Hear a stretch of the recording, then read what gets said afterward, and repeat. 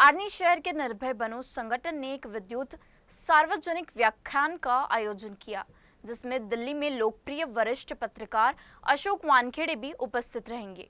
शेतकऱ्याच्या राज्यासाठी, रयतेच्या राज्यासाठी लावून प्राणाला प्राण। आता अलीकडे पक्षनिष्ठा, जननिष्ठा, संवेदनशीलता ही हरवलेली आहे आणि यासाठी आता ज्या लोकशाही वाचवायची असेल, लोकशाही टिकवायची असेल तर लोकांचं, जनतेचं प्रबोधन करणं अत्यंत गरजेचं आहे।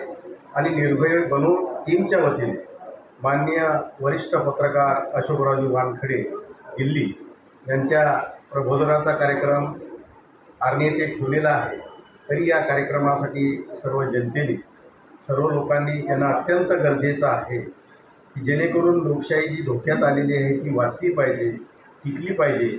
आणि प्रबोधनाचा विषय आहे, याच धर्तीवर नेहमी प्रबोधन करणारे आणि सडेतोड सत्य सांगणारे अशोकजी वानखेडे हे 25 तारखेला येत आहे आणि त्यांचं इथे या संदर्भात व्याख्यान आहे। अशोकजी वानखेडे यांचा परिचय म्हणजे यांचे वडील आम्हाला लहानपणी मुख्याध्यापक होते प्रायमरी शाळेत आणि ते त्यावेळेस सैनिक शाळेमध्ये विद्यार्थी होते।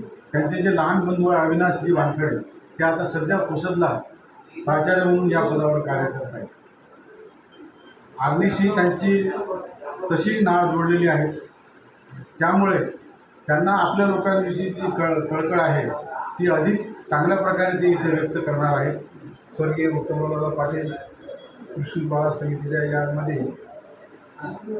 वरिष्ठ पत्रकार सन्माननीय अशोकरावजी वानखेडे यांचे आगमन होत आहे आणि ही एक आपल्या आर्नीकरता खूप मोठी संधी ठरून आलेली आहे।